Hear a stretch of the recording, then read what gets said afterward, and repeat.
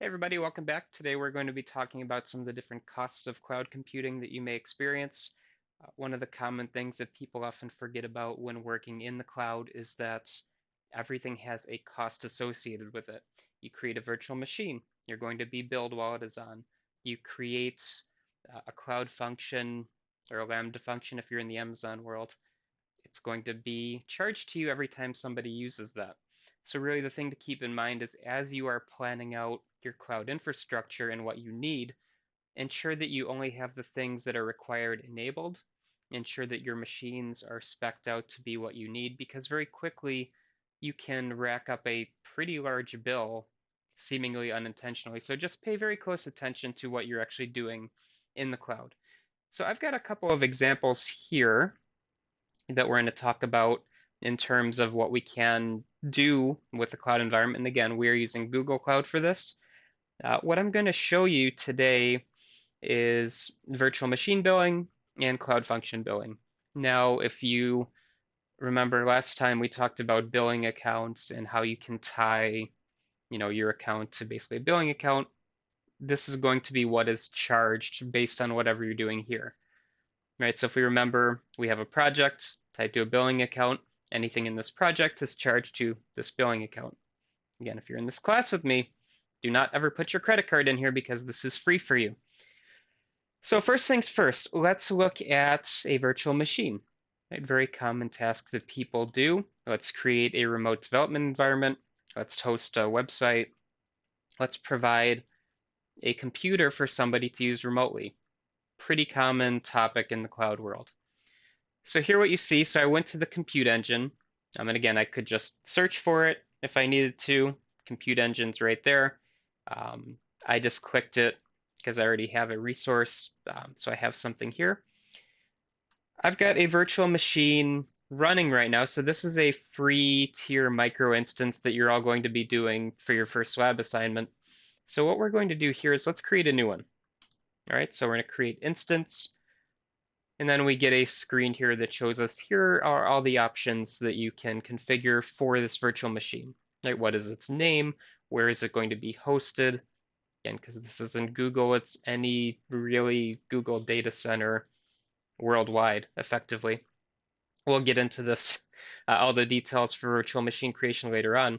But the important thing is that by default, we have a one core virtual CPU, or sorry, two virtual CPUs, each with one core. We have 4 gigs of memory, no GPUs. So pretty standard, low level, common machine, really. Debian, 10 gigabytes, pretty straightforward options, right? Well, if we look over here, you get your monthly estimate right away. So if I create this machine and let it sit, it's going to cost me about $25 a month, right? So that's 3 cents hourly. It's in smaller font here, a little bit more gray, but you get this little notion of exactly how much this will cost you. And again, this information may vary from cloud provider to cloud provider. With Google, at least it's right up here in front of you. So that's just really something to plan for while you're creating whatever resources you want. And again, I'm not saying necessarily that this is a bad thing, right? It's just here's what it costs to run this software. Here's what it costs to create this VM. So just make sure that you are aware of that. So let's say that I want to create this virtual machine, right?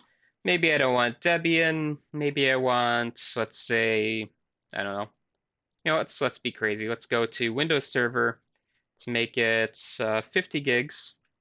Um, so server data core, we want the full version because why not, right?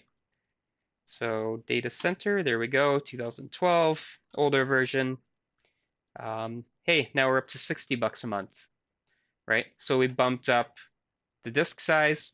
We changed to an operating system which has a license associated with it, and that brings the cost up, right? So just something to keep in mind. So let's go back to Ubuntu, for instance, here. Ubuntu, let's go with 20 LTS, 50 gigs is fine. Now we're down to 26 bucks a month, right? So again, everything has a cost. So let's just create this really quickly. So let's say Ubuntu 20 instance, random name. Just going to go ahead and create it. And it's going to go ahead and instantiate that for us. Now, the interesting thing here is not that we have this instance being created, it's that once it is live and running, it is consuming resources on a data center somewhere. So you are being billed for that.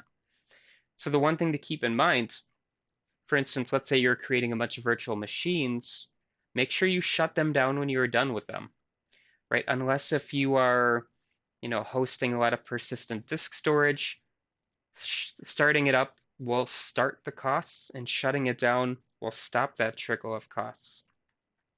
Right, so here, this thing is running. I can SSH into it, configure it remotely, do whatever I need to. But the thing is that this computer is now live. Once I'm done with it, I need to remember to stop it. So this shuts down the instance. Okay, so let's go ahead and stop it. You see a little indicator there. It's being stopped. And very quickly, hopefully, we should lose the little green check mark, the indicator there.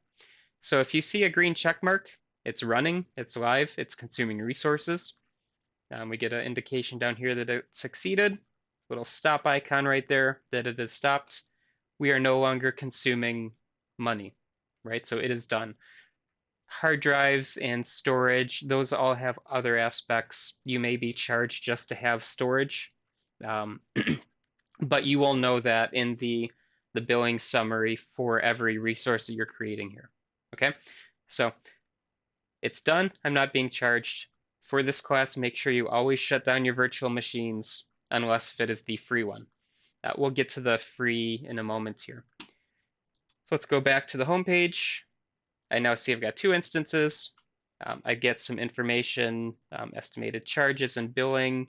Again, highly, highly recommend you keep your eye on your billing just to make sure you don't have something sucking down all your resources for that. But let's look at something else now, all right?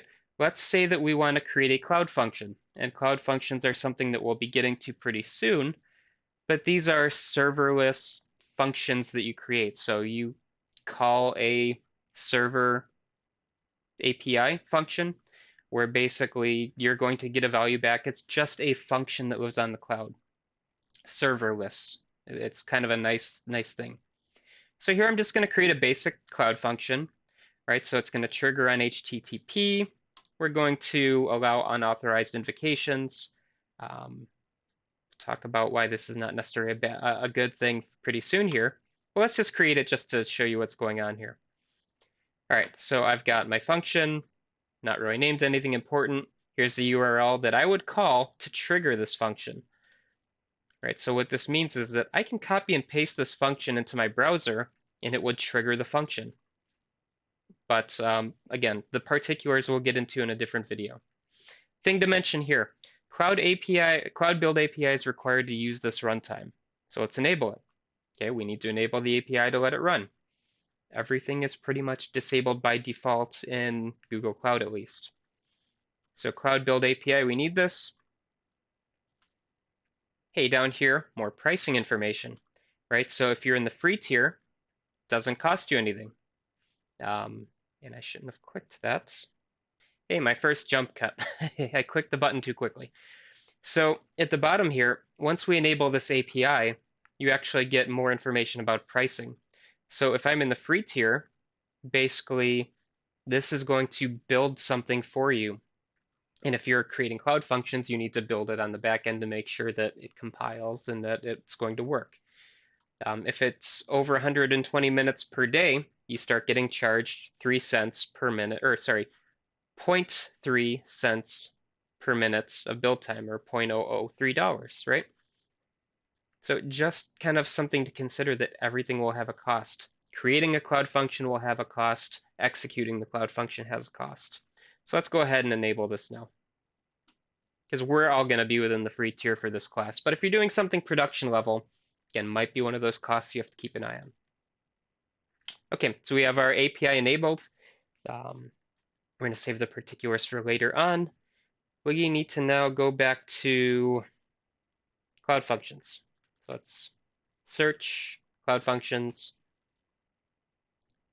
All right, I canceled the creation. That's fine, we can just recreate it. Function 1, unauthorized is fine for now. Move on. All right, so we can pick Node.js, we can pick Go, Java, Python. Again, multiple languages are supported in here. Let's pick Python 3.8. And what this is going to do is it's just going to return hello world when I visit this particular URL. So let's go ahead and deploy. And here we have our Cloud function being created. And again, the reason why I'm showing you this is that we will be getting into Cloud functions pretty soon. But anytime I invoke this Cloud function, I will be charged. Again, I have a free tier of a particular number of Cloud invocations I can make. Once I am over that, I'm going to start being billed. For you all in this class, you're probably never going to leave that free tier, so it's not anything to really worry about. But again, if you're in a production environment, that is something that may be a concern for you. And again, the other thing while this is kind of spinning up, the more memory you allocate for a Cloud function, the more features that you add onto things, costs may go up. And the thing to keep in mind, again, while this is creating, these costs may change over time. So you're probably watching this the first week of class, which should be end of March-ish. This may change from now to when you actually deploy this in a real world environment. So just something to stay on top of if you are in the cloud realm. So this is creating. We can look into this a little bit more. So we should hopefully see a bit more information. We see how many times this is being invoked per second, how long it takes to run, memory overhead, number of active instances, and we'll be getting all into this. But just to show you how this is going to work, okay, it finally compiled. I can click this, and yes, I know it's going there. Hey, here's my hello world. Let's make this a bit bigger so we can all see. Right? Nifty little quick and cheesy way to make a kind of a self-hosted web page if you need. But what we're seeing here is that we are actually getting a bunch of information about this Cloud function too, right? So we can get logs, we can get permissions, triggers, how we see it functioning. But what I want to be in is right over here. The invocations per second is not going to be a big deal until we start getting into a lot more. So the last thing that I really want to cover, Cloud free. In Google Cloud, again, you all have credits for this class, right? You have $50 of credit. Once you run out of that, you can get more by asking me for more. You just have to let me know. If you are using this outside of class, check out this free page, so cloud.google.com/free. You can get $300 of free credit to try things out. And there are a bunch of products which are actually free effectively forever. So if you wanted to create, say, a little low-scale web server, create a micro instance, which you're all doing in Lab 1, by the way. You get a 30 gig hard drive. Depending on the region, you have to select the correct region for it, a certain number of network traffic, and then it doesn't charge you at all for this machine. You start going up in price, then of course it's going to charge you. Cloud functions.